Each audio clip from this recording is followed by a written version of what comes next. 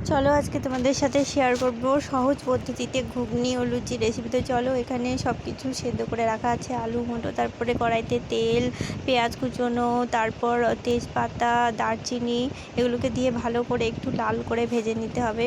ভেজে নেওয়ার পর লবণ, হলুদ, লঙ্কা গুঁড়ো এসব দিয়ে ভালো করে নেড়েছিলেন। তারপর লঙ্কা বাটাটাকে দিয়ে দিতে হবে, দিয়ে ভালো করে নেড়ে চেড়ে নিয়ে কিছুক্ষণ তারপর আলু সেদ্ধ করে রাখাটা দিয়ে দিতে হবে। তারপর সেদ্ধ করে রাখা মটরটাকে দিয়ে দিতে হবে, দিয়ে ভালো করে কিছুক্ষণ নাড়াচাড়া করে কষিয়ে তারপর একটু রান্না করে নিয়ে তারপর একটু কালার হয়ে আসলে তারপর একটু জল দিয়ে ঢাকা দিয়ে দিতে হবে। তো চলো বন্ধুরা, তো ভিডিওটি যদি ভালো লাগে তাহলে লাইক, শেয়ার, কমেন্ট অবশ্যই করো। আর মাম্মাম এখানে দেখো ললিপপ খাচ্ছে।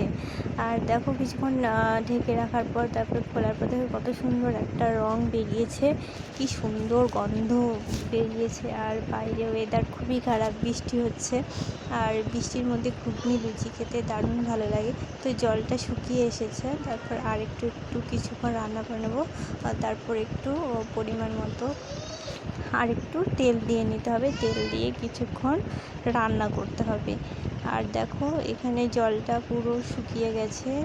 তো তারপর ভালো করে নেড়ে চেড়ে কষিয়ে নিতে হবে। কষিয়ে নেওয়ার পর ঝোলের জন্য পরিমাণ মতো জল দিয়ে দিতে হবে। জল দিয়ে দেখো ফুটতে শুরু করেছে, আর ফুটে এসেছে।